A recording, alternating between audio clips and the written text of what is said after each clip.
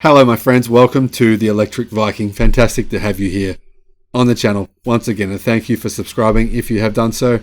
I really appreciate your support. It really means a lot to the channel because it means that I can keep making videos and keep focusing my time on trying to get better and try to bring out more content for you. Anyway, I really like the fact that a Chinese car company called Ora has just released a specific car which comes in two different variants, one for the men and one for the girls. Sure, this is completely politically incorrect, but there's so much political correctness in the West right now, it's kind of nauseating. It gets to the point where you say something like, "Hi guys," and you get criticized on your YouTube channel. By the way, when you say guys, it just means guys and girls. It doesn't mean one thing or the other. My sincere apologies to you if you thought otherwise. Anyway, the unpolitically correct Ora Punk Cat has two variants, one for the women and one for the men. Now at the Shanghai Auto Show, Great Wall's trendy, pretty cool looking copy of Volkswagen Beetle was unveiled called the Ora Punk Cat. It was a concept that looks, like I said, a lot like the Volkswagen Beetle, but with two extra doors. Now Ora has just released the official image of the production version of the Punk Cat, and it still looks a lot like the Volkswagen Beetle, surprisingly similar. What's shocked me is that it's been approved for sale in Europe. Well, not actually approved for sale, but approved for a patent.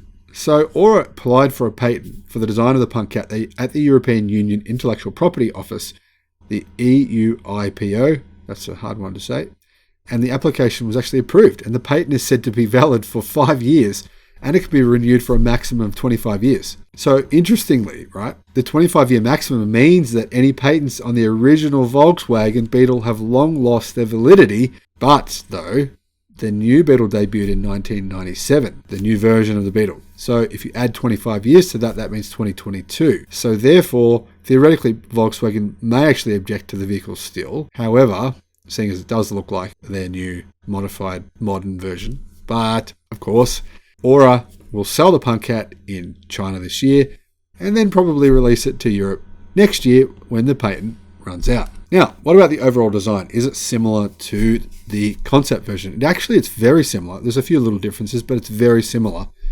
Now, in addition to releasing the production version, Ora has also shown the images of the Blackcat, a softer variant of the Punk Cat, which is aimed solely at female car buyers.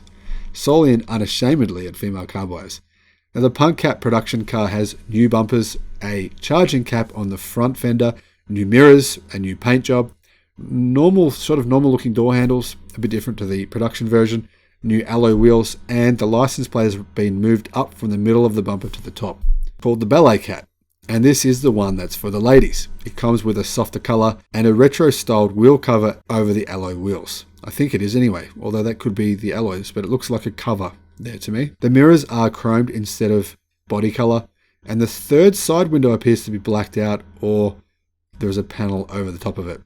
I don't see what really that difference that makes to the car, but anyway, admittedly it does look more feminine. Now I think the rear of this car actually doesn't look a lot like the Beetle. It looks quite different to the original Volkswagen Beetle and the modern version, but it still looks extremely retro and has a chrome bumper with a small wing in the middle of it.